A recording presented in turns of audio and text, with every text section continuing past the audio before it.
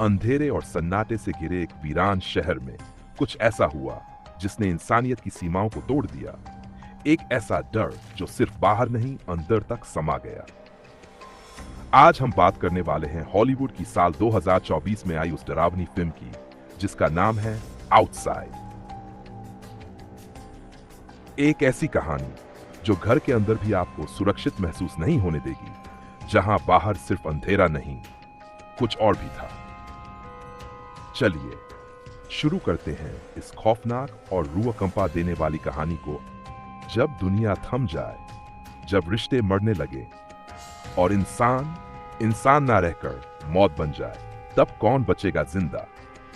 ये कहानी है एक ऐसे परिवार की जो जिंदा रहने के लिए हर रिश्ता, हर सीमा और हर डर को लांघ जाता है।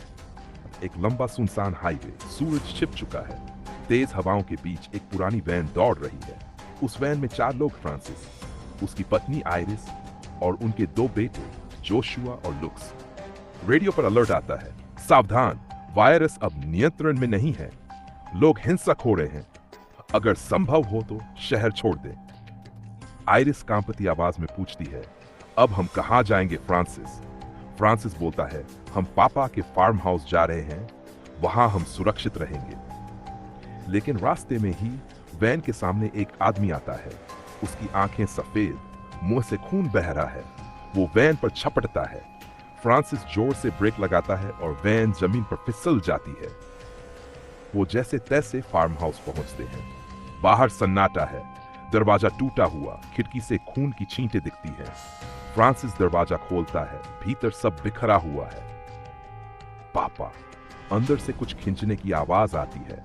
फ्रांसिस धीरे धीरे भीतर बढ़ता है और तभी उसके पीछे से कोई झपटता है। वो उसका पिता है, लेकिन अब वह इंसान नहीं रहा।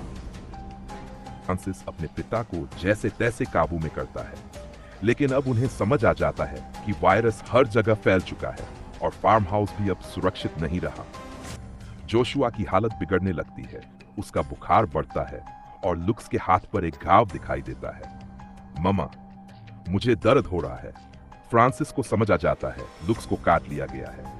डॉक्टर तक ले जाने का समय नहीं है और अगर संक्रमण फैल गया तो लुक्स मर जाएगा।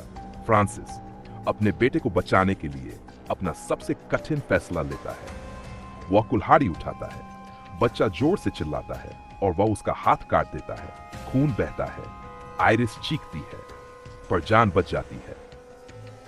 अब वे तीनों निकलते हैं। फेरी जो फार्म हाउस में मदद के लिए आता है, वो लुक्स और आयरिस को हॉस्पिटल लेकर जाता है। लेकिन रास्ते में एक गोली चलती है। जो कि फार्म के पास रह रहा था, उसे लगता है कि फेरी संक्रमित है। गोली सीधे फेरी के सीने में लगती है। आयरिस चीखती है, लुक्स रोने लगता है और फेरी की सांसें थम जाती है।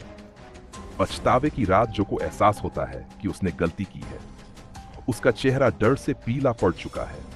वो बार बार माफी मांगता है। मैंने नहीं जाना कि तुम इंसान थे, लेकिन बहुत देर हो चुकी है, फेरी अब कभी नहीं उठेगा। जो चुपचाप गाड़ी में बैठता है और वापस उसी फार्म हाउस की ओर जाता है, जहां अब कोई इंतजार नहीं कर रहा। वो रास्ते भर कुछ नहीं बोलता। कैमरा जूम आउट करता है और हम देखते हैं फार्म हाउस के चारों तरफ ज़ॉम्बियों की भीड़ है। हर खिड़की, हर दरवाजा अब मौत से घिरा हुआ है।